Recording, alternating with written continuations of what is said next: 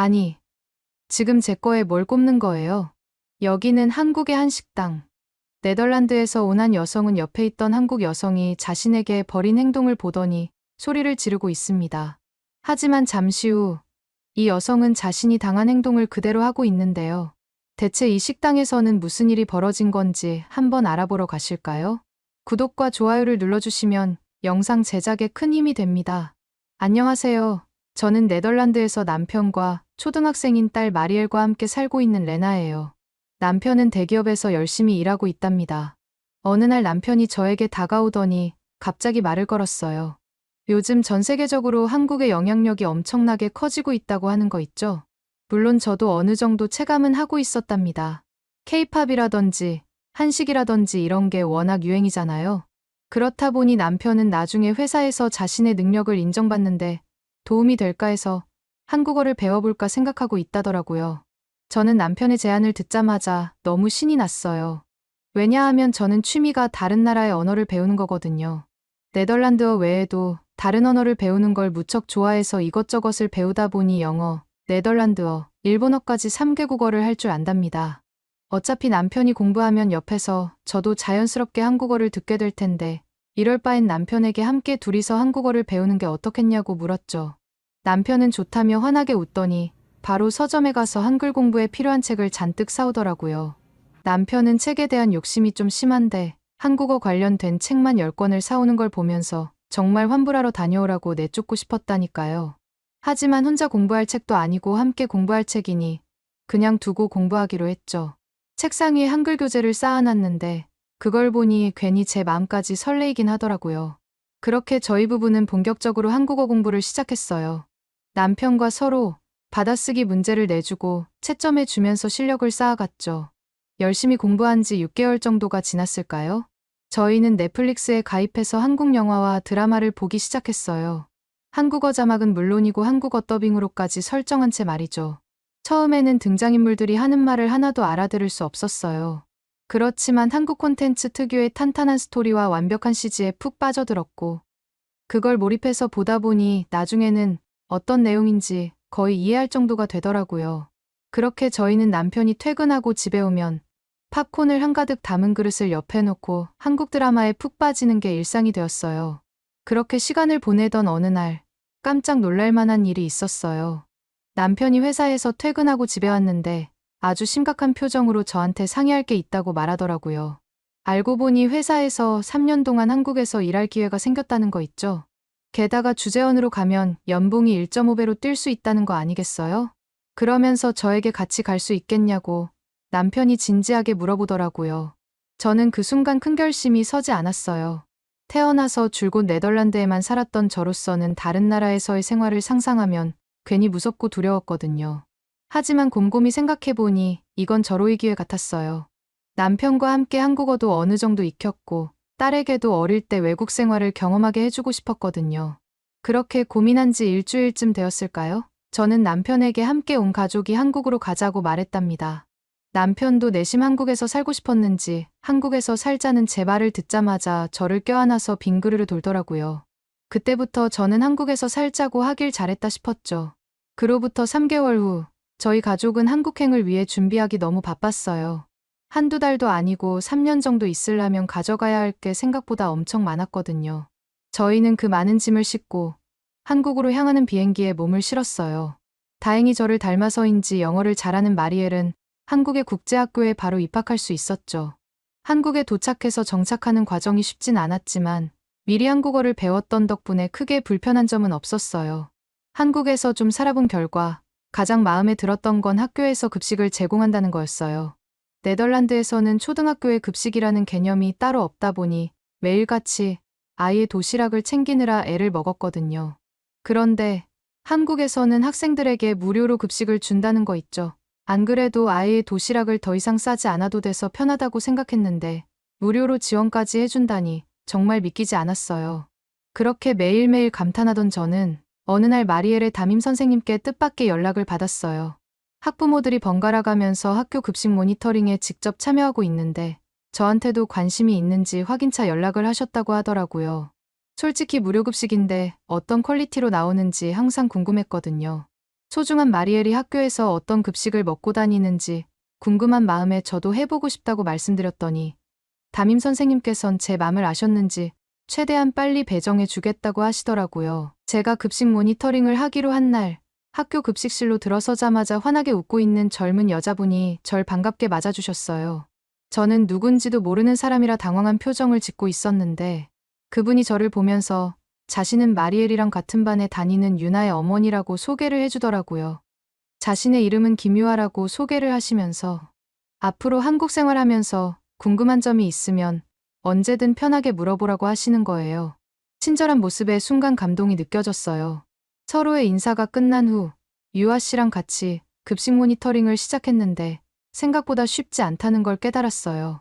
조리사 선생님들의 복장부터 위생 상태까지 꼼꼼하게 확인해야 했거든요. 유아 씨랑 함께 위생모랑 장갑을 끼고 식재료 하나하나 꺼내서 원산지랑 상태를 체크하는데 어찌나 정신이 없던지 모르겠더라고요. 야채 다듬는 것부터 고기 손질하는 과정까지 빠짐없이 지켜봤죠. 이렇게 많은 양의 급식을 매일같이 만드시는 조리사 선생님들이 너무 존경스러웠어요. 저는 딸 마리엘 도시락 싸는 것 가지고도 괜한 투정을 남편한테 부렸었는데 그 모습을 생각하니 바로 부끄러워지더라고요. 우리 아이들 먹이려고 이렇게 열심히 준비해 주시는 걸 보니 괜히 울컥하는 마음이 들었답니다. 드디어 급식 검수가 끝나고 그날 나온 급식 메뉴를 먹어볼 수 있게 되었어요. 유아 씨랑 나란히 앉아서 받아본 급식에 먹음직스러운 반찬들이 가득했죠.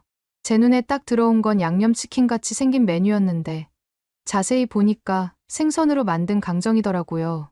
한국 와서 양념치킨에 푹 빠졌던 저로서는 생선으로도 그 맛을 낼 수 있다는 게 너무 신기했어요. 바삭한 겉면에 쫄깃한 속살, 거기다 매콤달콤한 양념까지 어우러진 생선 강정은 정신없이 밥을 먹게 하는 밥도둑이었죠. 국물 요리도 정말 특별했어요. 맑은 국물 속에 해물이랑 야채가 있는데 한 입 먹어보면 살짝 얼큰한 맛이 느껴지더라고요. 혹시나 너무 간이 싱겁지 않을까 걱정했는데 담백하면서도 깔끔한 맛이 났어요. 국물을 한 입 떠먹을 때마다 아삭아삭한 채소 식감이 입안 가득 퍼지는 게 정말 별미더라고요. 저는 식판에 있는 급식들을 한 입씩 먹을 때마다 한국 학교 급식 수준에 깜짝 놀랐어요. 영양과 맛 그리고 위생까지 3박자가 척척 맞아떨어지는 완벽한 급식이었거든요. 이런 급식을 매일 마리엘한테 먹인다면 마음 놓고 아이를 학교에 보낼 수 있겠다는 생각이 들었죠. 모니터링 끝나고 유아 씨한테 같이 해줘서 즐거웠다고 인사했더니 앞으로도 자주 연락하자고 하시더라고요. 급식 모니터링이 끝나고 복도로 빠져나오는데 유아 씨가 멀리서 절 불러세웠어요. 오늘 학부모 모임이 있는데 같이 가지 않겠냐고 물어보시더라고요. 저는 아이들의 부모님들이랑 가까워지면 좋을 것 같아서 망설임 없이 유아 씨와 함께 가기로 했죠. 유아 씨를 따라 학교 근처에 있는 카페로 들어갔어요. 문을 열자마자 풍겨오는 커피 향기에 괜히 기분이 좋아지더라고요. 카운터에 서서 메뉴판을 훑어봤는데 저는 그 자리에서 깜짝 놀랄 수밖에 없었습니다. 한국 카페는 제가 아는 네덜란드 카페와 차원이 달랐거든요. 카페에 들어와서 메뉴를 보는데 한두 가지가 아니라 몇십 가지는 되어 보이더라고요. 항상 네덜란드 카페에서는 커피만 마셨던지라 새로운 메뉴를 마셔보고 싶었는데 이렇게 많아서야 뭐 하나 고르기가 너무 어려웠죠. 도대체 이걸 어떻게 다 외우고 만들어내는 건지 한국 카페 사장님들은 정말 대단하다 싶더라고요. 저는 메뉴를 보면서 한참을 고민하고 있었는데 유아 씨가 옆에서 웃으면서 여기 미숫가루 라떼가 맛있다며 추천해 주시는 거예요. 유아 씨가 맛있다고 하니 호기심이 생겨서 그걸로 주문했죠. 음료가 나오길 기다리면서 유아 씨 뒤를 따라 학부모들이 모여있는 테이블로 이동했어요. 자리에 앉아 주위를 휘둘러 보니까 믿기지 않는 장면이 보이더라고요. 저는 당연히 이 자리에는 아이들 어머니들로만 채워 있을 줄 알았는데 아버지들도 여기저기 보이는 게 아니겠어요? 사실 네덜란드는 아직도 남자는 무조건 바깥일을 해야 하고 여자는 집에서 살림을 해야 된다는 인식이 강하거든요. 한국은 남녀 상관없이 주부를 할 수 있다는 게 정말 신선하게 느껴졌어요. 아이 교육의 아빠들도 이렇게 적극적으로 나서는 걸 보니 괜히 뿌듯하더라고요. 제 남편도 이렇게 좀 마리엘의 교육에 관심을 가졌으면 하는 생각에 부럽기까지 했다니까요. 서로를 보면서 다들 인사를 나누고 있는데 제가 시킨 미숫가루 라떼가 도착했어요. 음료를 들어 마시려고 살펴보는데 뭔가 잘못됨을 감지했죠. 컵 안에는 흙탕물 같은 게 잔뜩 담겨 있더라고요. 이걸 어떻게 마셔야 하나 고민이 돼서 한 입도 못 마시고 있자 옆에 있던 유아 씨가 제 당황한 표정을 보시더니 웃음을 터뜨리더라고요.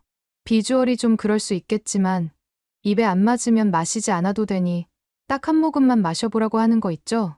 제가 산 음료였으면 입에도 대지 않았지만 유아 씨가 사준 음료이기 때문에 사준 성의를 생각해서 눈을 꼭 감고 한 입 빨아 마셔봤어요. 그런데 그 음료에서는 달콤하면서도 고소하게 꾸덕한 맛이 입안에서 퍼지는 게 아니겠어요? 홀짝홀짝거리다가 정신을 차려보니 어느새 반 이상을 비워버린 걸 보고 깜짝 놀랬답니다. 그 모습을 본 유아 씨는 뿌듯하다는 듯이 어깨를 살짝 들어올리면서 다행이라고 눈빛을 보내는 것 같았어요. 학부모 모임에 참석할 거냐고 처음에 물어봤을 땐 살짝 걱정을 했었거든요. 하지만 막상 자리에 앉아서 보니 모두들 아이를 키우면서 겪는 여러 가지 고민들을 서로 숨김없이 털어놓는 분위기였어요. 아이를 키우면서 저만 힘든 줄 알았는데 다들 비슷한 어려움을 겪고 있더라고요. 다른 사람들의 고민을 듣다 보니 어느새 저도 용기가 생겨서 그동안 혼자 끙끙 앓았던 속 얘기를 꺼내기 시작했죠. 마리엘이 집에만 오면 밥을 입에도 대지 않으려고 해서 너무 걱정이 된다고 털어놨답니다. 사실 마리엘은 네덜란드에서 살 때부터 워낙 편식이 심했던 아이라 고민이 많았거든요. 근데 한국에 오니까 그 증상이 더 심해진 것 같아서 속상한 마음을 감출 수가 없었죠. 제 얘기를 진지하게 듣고 계시던 재윤이 아버지께서 문득 고개를 끄덕이시더니 아이한테 밥에 김을 싸서 먹이는 건 어떻겠냐고 조심스럽게 제안해 주시더라고요. 한국 아이들 대부분이 김을 무척 좋아해서 밥을 잘 안 먹을 때 김을 주면 곧장 잘 먹는다고 하더군요. 그러면서 마리엘도 분명 김의 매력에 푹 빠질 거라면서 오늘 집에 가는 길에 마트에 꼭 들러서 김을 사가라고 당부하시더라고요. 학부모 모임이 끝나자 저는 재윤이 아버지 말대로 김을 사기 위해 마트를 들렀어요. 마트에 도착해서 김 코너를 찾아갔는데 처음 봤을 때는 새까맣게 뭉쳐있는 게 도대체 애한테 먹여도 될까 싶어 걱정이 앞서더라고요. 근데 지금처럼 마리엘이 밥을 안 먹고 고집을 부리는 것보다는 김이라도 먹여보는 게 낫겠다는 생각이 들었어요. 그래서 망설임 끝에 김 한 봉지를 집어들고 계산대로 향했죠. 저는 집에 돌아와서 김하고 밥을 차려 테이블에 올려놨어요. 그런데 마리엘은 여전히 숟가락을 줄 생각을 않고 고개를 돌리며 먹기 싫다고 씩씩거리던데 진짜 한숨만 나왔답니다.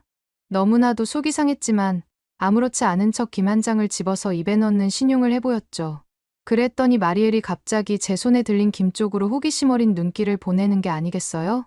다행히 짭조름하고 바삭한 김맛에 혹한 건지 자꾸만 김을 집어 먹더라고요. 저는 그 순간을 놓칠세라 얼른 김 위에 밥을 올려서 반듯하게 펴봤어요. 마치 김밥을 만드는 것처럼 말이에요. 그렇게 해서 만든 김속 밥뭉치를 마리엘 입에 쏙 넣어주자 아이가 너무 좋아하는 거 있죠? 자꾸만 더 먹여달라고 재촉하면서 밥 한 그릇을 깨끗하게 먹어 치우더라고요. 이렇게까지 밥그릇을 바닥까지 보이면서 먹은 적은 처음이었다니까요. 그날 김 덕분에 마리엘의 편식 문제를 해결할 실마리를 얻은 이후로 저는 시간이 날 때마다 학부모 모임에 열심히 참석하게 되었어요. 모두가 육아 경험을 공유하고 서로에게 위로와 격려를 건네는 모습이 정말 보기 좋았거든요. 며칠 뒤 우리 모임 멤버들과 저는 유아 씨 집에 함께 모여 놀기로 했죠. 약속 당일 마리엘의 손을 잡고 들뜬 마음으로 초인종을 눌렀어요. 그런데 문을 열고 나온 유나를 보는 순간 제 눈을 의심하지 않을 수 없었다니까요. 유나가 활짝 웃으며 다가와 너무나 유창한 영어로 인사를 건네는 게 아니겠어요? 제가 혹시나 잘못 들었나 해서 다시 들어봤지만 분명 완벽한 영어 실력이 맞았어요. 한국에서 자란 9살 난 아이가 어떻게 이렇게 영어를 잘할 수 있는 건지 정말 믿기지가 않았답니다. 곧이어 유아 씨가 유나 곁으로 성큼 다가와 제가 네덜란드 사람이라고 일러줬죠. 유나는 쑥스러운 미소를 지으며 네덜란드어는 잘하지 못해서 죄송하다고 연신 사과를 하더라고요. 귀여움이 폴폴 묻어나는 모습에 절로 마음이 녹아버렸죠. 저는 유나의 앙증맞은 머리를 쓰다듬으며 괜찮다고 말을 했고 영어를 할 줄 알아 유나가 무슨 말을 하는지 다 알아들었다고 설명을 하면서 오히려 유나가 영어를 너무 잘해서 깜짝 놀랐다고 말해줬어요. 저도 20살이 넘어서야 비로소 영어 공부를 시작했던 터라 유나의 실력이 더욱 대단하게 느껴지더라고요. 유아 씨 집 거실 한편에 자리를 잡고 앉아 학부모님들과 이런저런 얘기를 나누고 있는데 귓가에 익숙한 웃음소리가 들려오는 게 아니겠어요? 고개를 돌려보니 마리엘이랑 유나가 장난감을 가지고 너무나 신나게 노는 모습이 눈에 들어왔죠. 유아 씨는 그 모습을 보고 제 얼굴에 띄는 미소를 눈치챈 건지 살며시 다가와 귀띔을 해주시더라고요. 마리엘이랑 유나가 반에서 제일 가까운 단짝이라고 말이죠. 그 말을 듣는 순간 유나 같은 친구가 마리엘이랑 가장 친해서 얼마나 기쁘고 감사했는지 몰라요. 똑 부러진 유나가 마리엘을 많이 도와줄 것 같았거든요. 잠시 후 유아 씨가 문득 저에게 한국에 온 이후로 남편분과 데이트는 언제 마지막으로 했느냐고 물어봤답니다. 한참을 기억을 더듬어 봤지만 단 한 번도 남편과 데이트를 해본 적이 없다는 걸 깨달았죠. 좀 부끄러운 마음에 한 번도 없다고 솔직하게 말씀드렸더니 유아 씨가 놀라시는 눈치더라고요. 그러더니 유아 씨는 이내 해맑게 웃으시면서 나중에 시간이 맞으면 마리엘을 자신의 집에 맡기고 남편분과 마음껏 데이트를 다녀오라고 권하시는 게 아니겠어요? 그 말을 듣고 얼마나 설렜는지 몰라요. 사실 네덜란드에서도 마리엘이 태어난 이후로는 남편과 제대로 데이트를 해본 적이 없었거든요. 집으로 돌아오는 길에 머릿속이 온통 데이트 생각으로 가득 찼어요. 마침 제가 한국에 오고 나서 가장 가보고 싶었던 곳이 있었는데 그곳을 남편과 같이 가자고 하면 될 것 같더라고요. 그곳은 유튜브에서 우연히 봤던 식당인데 특이하게 삼겹살을 구워서 인기가 많았거든요. 뜨끈한 솥뚜껑 위에서 노릇노릇 구워지는 삼겹살의 모습이 잊혀지지 않더라고요. 네덜란드에서 살 때부터 늘 그 맛을 궁금해했었죠. 저는 신이 나서 남편에게 유아 씨가 마리엘을 돌봐주기로 했으니 오랜만에 데이트 가자고 제안했어요. 그리고 그날 저녁으로는 제가 가고 싶은 곳을 같이 가보는 게 어떻겠냐고 물어봤죠. 아무 말 없는 남편의 얼굴을 봤는데 눈이 초롱초롱 빛나더라고요. 그렇게 유아 씨 집에 마리엘을 맡기고 저희는 가벼운 발걸음으로 그토록 기다리던 소뚜껑 삼겹살집에 도착했어요. 가게 안으로 들어서는 순간 입안에 군침이 돌 정도로 맛있는 냄새가 나더라고요. 좁다란 입구를 지나 자리에 앉자마자 저는 서둘러 메뉴판을 펼쳤죠. 두근거리는 마음을 진정시키며 제가 그렇게나 먹어보고 싶었던 소뚜껑 삼겹살을 주문했어요. 주문한 지 얼마 지나지 않아 소뚜껑 삼겹살이 나왔는데 남편의 얼굴이 심각하게 굳어지는 거 아니겠어요? 그러면서 저를 빤히 쳐다보는데 오랜만에 데이트인데 왜 자기를 이런 곳에 데려왔냐며 억울해하는 눈치였죠. 심지어 고기를 구워주던 옆에 점원을 붙잡고 대체 뭐 하는 짓이냐고 다그치기 시작하더라고요. 저는 당황해서 점원이 무슨 문제라도 있냐고 물어보자 남편은 하수구 뚜껑을 보고도 태연히 구워 먹는 손님들이 이해가 안 간다고 말을 했어요. 순간 어안이 벙벙해져서 어쩔 줄 몰랐답니다. 옆에 있던 점원은 당황했을 법한데 여유로운 미소를 지으며 천천히 설명을 해줬어요. 지금 눈앞에 있는 건 하수구 뚜껑이 아니라 한국의 전통 조리기구인 솥의 뚜껑을 말끔히 닦아서 활용하고 있는 거라고 말이에요. 게다가 이렇게 솥뚜껑에 고기를 구워 먹어보면 분명 그 맛에 푹 빠지게 될 거라고 확신에 찬 목소리로 말씀하시는 거예요.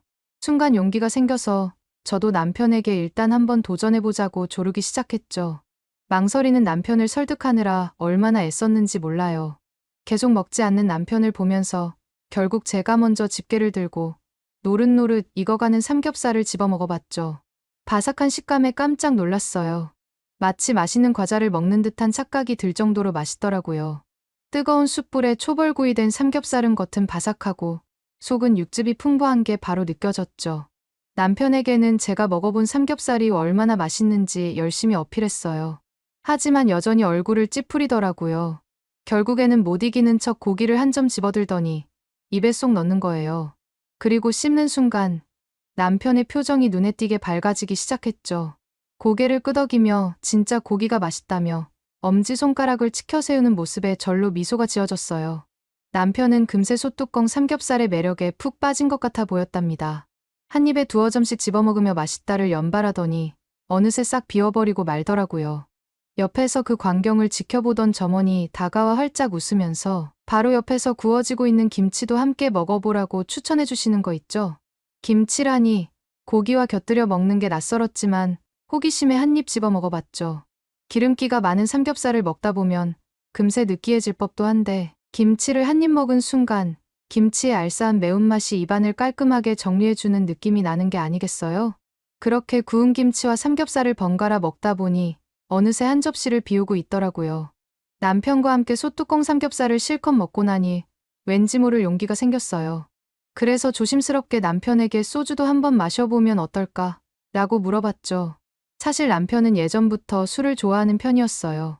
하지만 아이가 태어나고 나서부터는 술을 줄였죠. 그런데 오늘따라 유독 저희 제안에 눈을 반짝이며 흔쾌히 응해주는 거 있죠?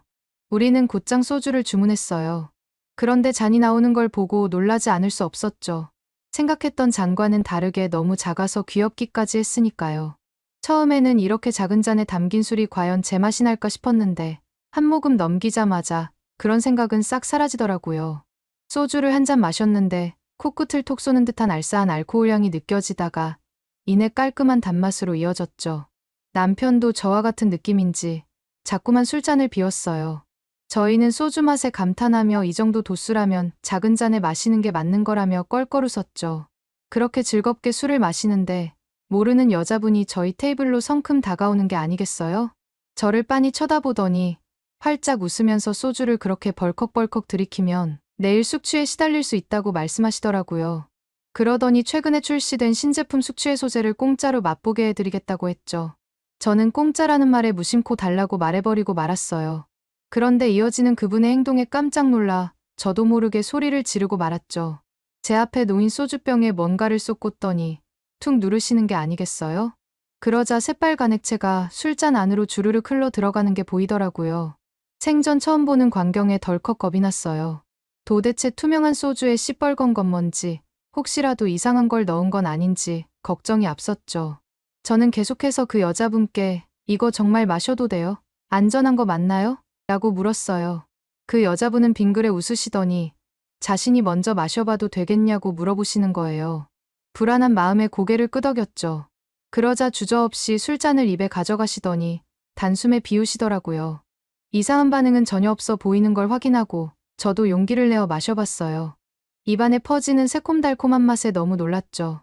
이런 맛은 네덜란드에서 살면서 단 한 번도 접해본 적이 없었거든요. 신기한 마음에 자꾸만 술잔을 입에 털어놓게 되더라고요. 그 맛에 푹 빠진 저는 그 여자분께 이게 도대체 무슨 맛이냐고 물었어요. 그랬더니 석류와 복분자를 섞은 맛이라며 새콤달콤할 거라고 말해주더라고요. 제가 그 소주를 엄청 마음에 들어하자 그 여자분은 앞으로도 한국의 소주와 숙취해 소재를 사랑해줬으면 좋겠다고 말씀하시더니 환하게 웃으며 서비스로 숙취해 소재 하나를 더 챙겨주셨어요. 이게 말로만 듣던 한국인의 정인가 싶더라니까요.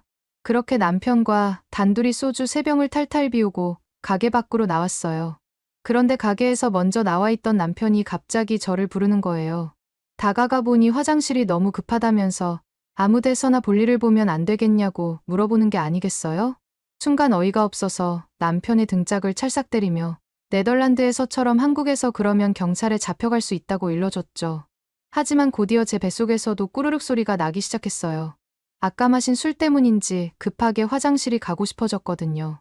어떻게 해야 할지 모르겠더라고요.